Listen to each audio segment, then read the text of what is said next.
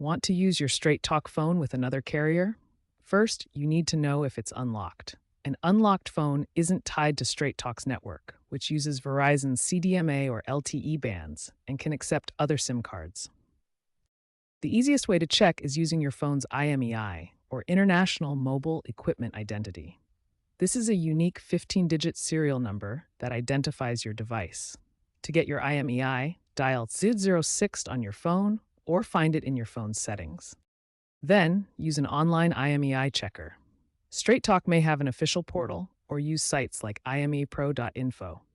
The result will show if your phone is unlocked, whitelisted, or locked. A blacklisted IMEI means the phone was reported lost or stolen and won't work on any network.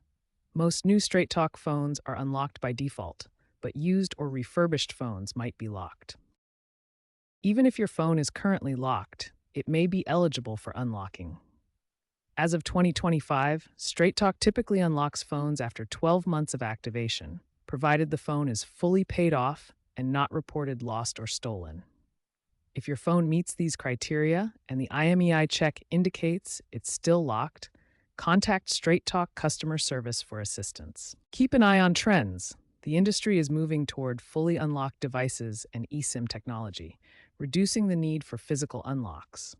Many newer phones, like iPhone 15 models, use eSIMs, which allow virtual unlocking via apps. Also, proposed FCC rules may mandate all new devices be sold unlocked in the near future, making the process even easier. However, be cautious of third-party unlocking services as they can be scams or void your warranty. Always use official methods to check your IMEI and unlock your phone.